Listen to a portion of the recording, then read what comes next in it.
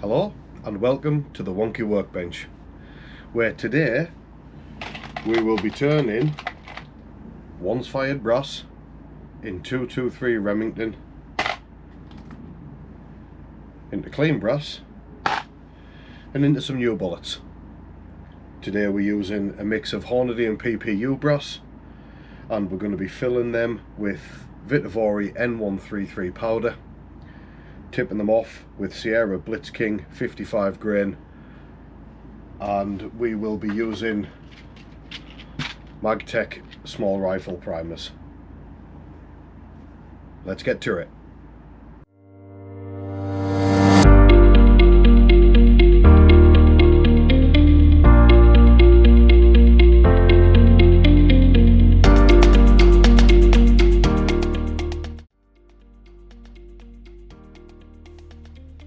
Hello and welcome everybody to another episode on the Wonky Workbench, where in today's video we'll be reloading 223 Remington ammunition. This is once fired brass from my own rifle, so it's fire formed to my chamber, which is sort of the best brass for me to reload.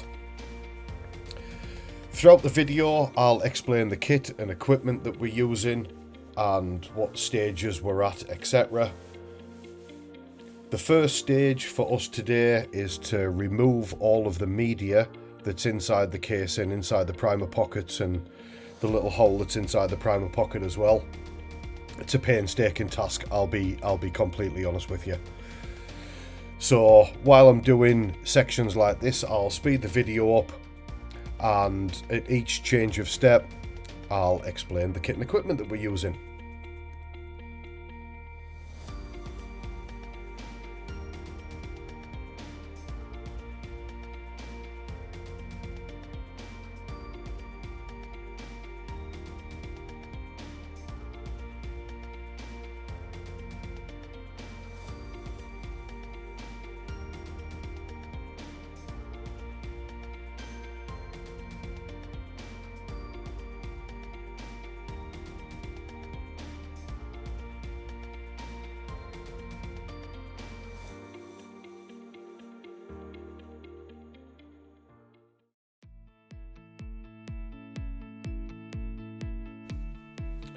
So now that all the media has been removed from the casings, I have clean, deprimed brass that I need to inspect the shoulder, the neck, and the primer pocket for any deformities, any bits of media that's left over, or any defects in the hole that's inside the primer pocket. So we do this for the whole batch. This is definitely a step that you don't want to be missing, because as you can see from the footage there, I discard or replace round about 6 casings that have got like little dints or deformities on the shoulder, little crimps on the neck, stuff that's just not suitable to be reloaded.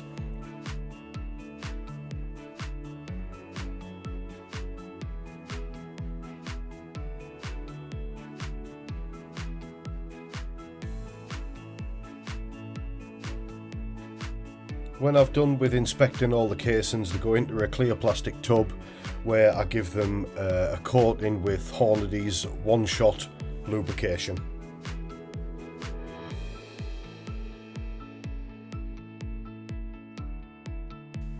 So the next stage in reloading for me, I don't know if everybody does this, but after I've had them in the tumbler to get clean, I always run them back through the press, and here I'm using a Lee single stage press. I have the depriming and neck resizing dye in there. I just like to run them back through just to make sure that they haven't got any dints around the neck, and that they have been resized.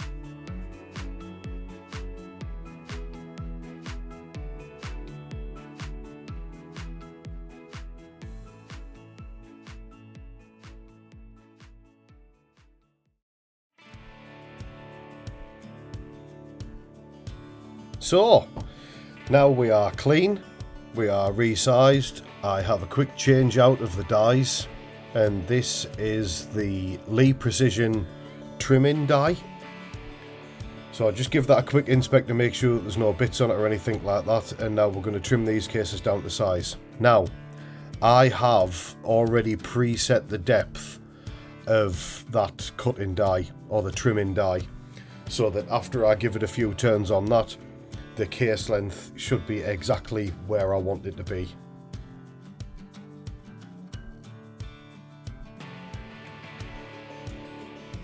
So you'll see there that I reached for the digital vernier gauge, even though that I know that I've got everything preset up on the press, you still don't leave anything to chance. So every single case gets pushed up, trimmed, and then checked with the vernier gauge to see whether it's within the tolerances of the reloading guide and where I want it to be.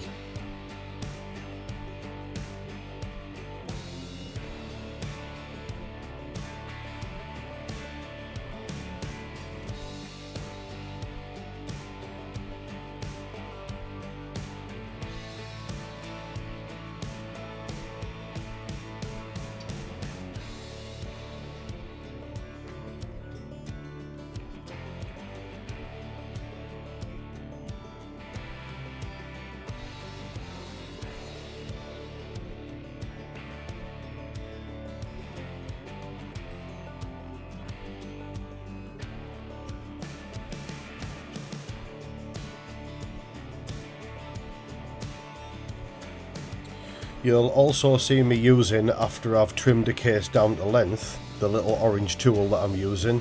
That's a deburrer and a reaming tool, just to make sure that the edge of the casing is ready to accept a bullet tip.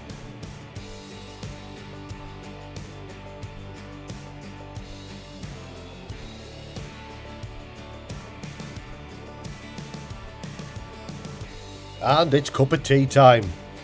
The wife has just made me a couple of Scotch pancakes and a nice cup of tea while I'm perusing through the latest edition of the Lee Reloading Guide to get some data that I need.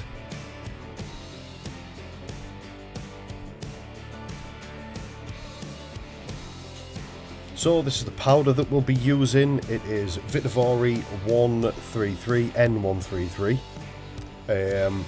And I'm finding that in the book and just putting a little cross next to it. Inside the book, it gives you various different bits of data to go with your load. Now, for the weight of the bullets, the type of the bullets that I'll be using, it gives us a starting load, a do not exceed, and also your minimum overall case length.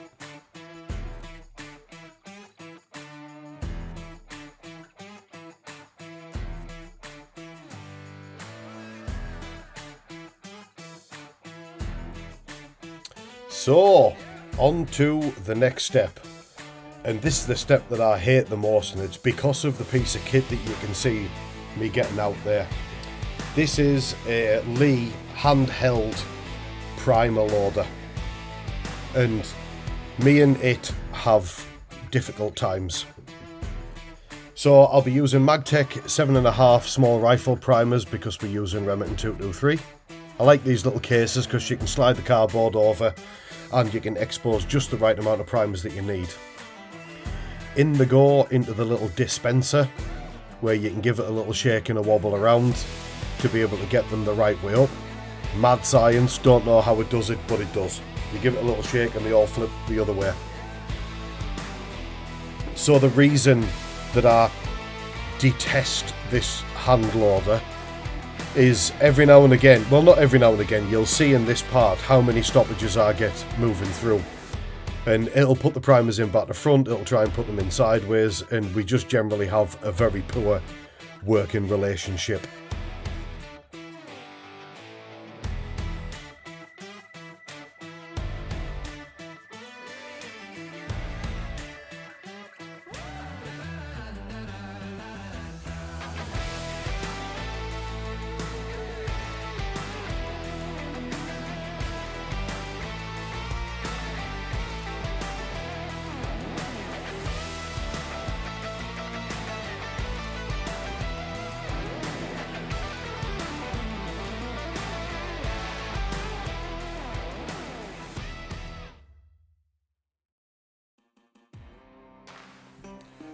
So, like I said, we're loading 50 cases here, and I've sped the video up.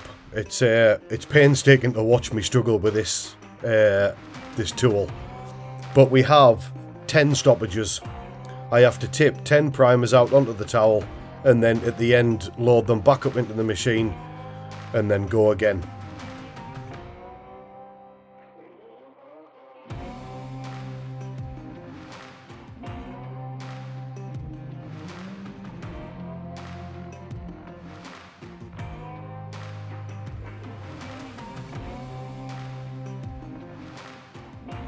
So now we need to get some powder loaded up. So I use the Lee powder dispenser.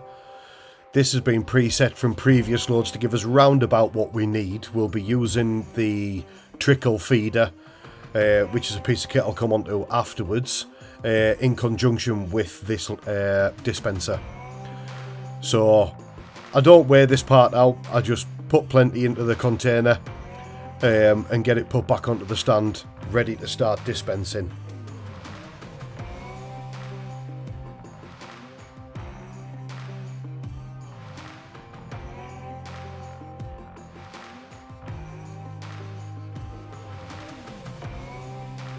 So, here we have, all from Hornady, these pieces of kit, little digital scales, funnel, a little pouring tray, and the powder trickle dispenser. That's just so you can finally adjust your load.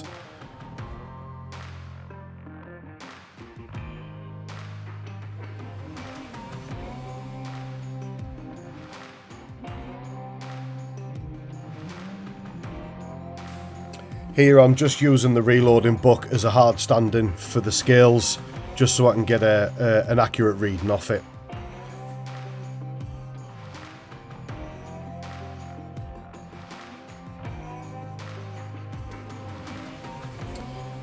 So the load data in the manual says that we can go from 22.1 grains up to a do not exceed limit of 24.1.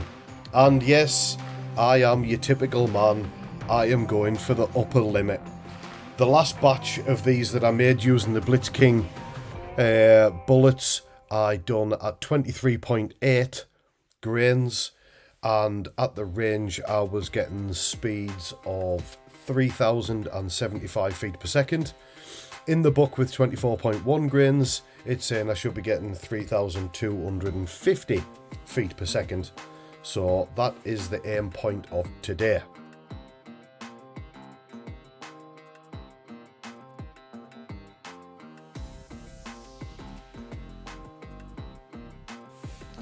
So you can see there, lift the lever up on the powder dispenser.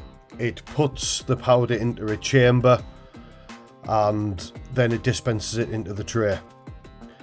But you'll see the schoolboy error that I made. I didn't zero the scales with the tray on top. So that read out at 159 grains instead of 24.1 that I wanted. So starting again.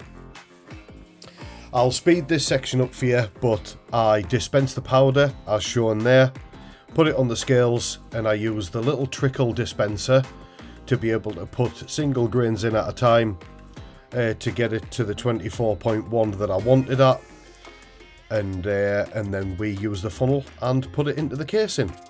Look at that one, lucky, 24.1 straight out the bat. We're happy at that.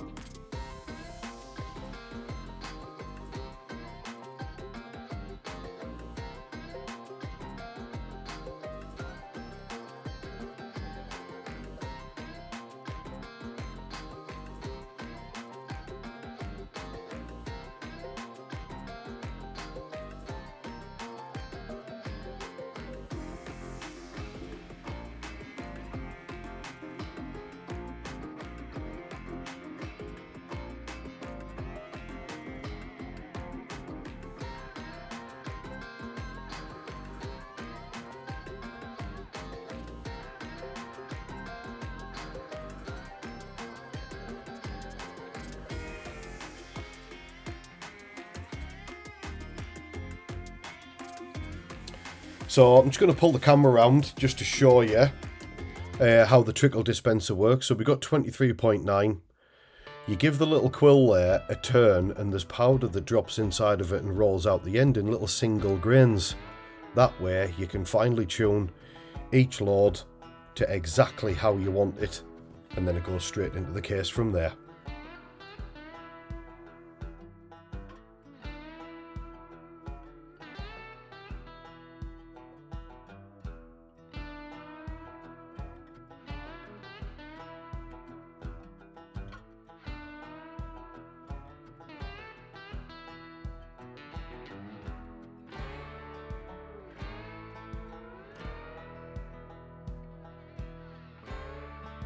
So, we have primed cartridges that have been filled with powder load, and now it's time to gently place some bullets into the top of the casings, ready to go into the press. You see that I opened that with my new SOG knife. Bought that off a good mate of mine. It's a really good bit of kit. Bit over-engineered for cutting into a little plastic box with bullets in, but hey-ho. So there we have a Sierra Blitzking 55 grain copper jacketed bullet. I'll spit that one again. A 55 grain copper jacketed bullet with a polymer ballistic tip on. So quite the handy little sleeping pill there.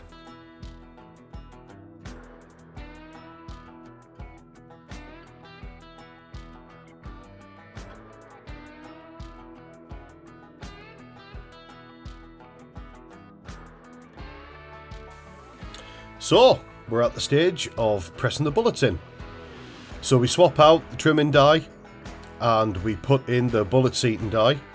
As these are 223 Remington, this isn't a crimping die that you would use on a semi-automatic or an automatic rifle in 5.56 NATO. I have got that die, but I haven't got no use for it because I don't have a AR-15 or an SA-80. So, as with the other dies that I've got, these are preset for the overall length that I've decided to have. So I can simply just push the bullet straight to the top, and when it comes out, quick check with a vernier gauge and it should be bang on straight away. If it isn't bang on straight away, you may not have gotten the handle all the way down on the press. So it may just need a little touch in.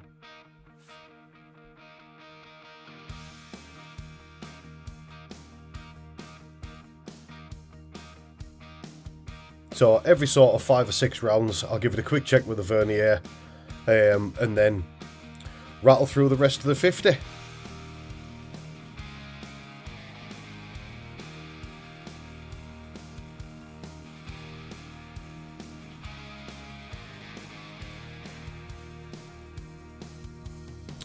So, here we have it. 50, reloaded, 223 Remington, ready for the range and hunting.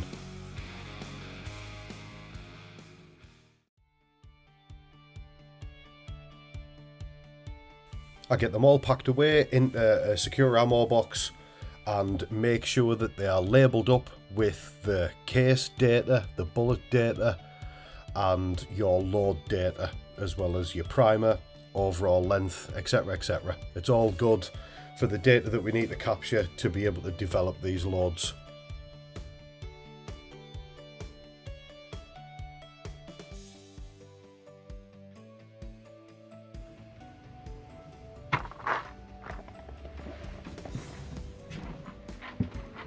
Hope you've enjoyed the video today. If you have any questions on any of the reloading or any of the kit that I'm using, drop me a message. Until next time, ciao for now.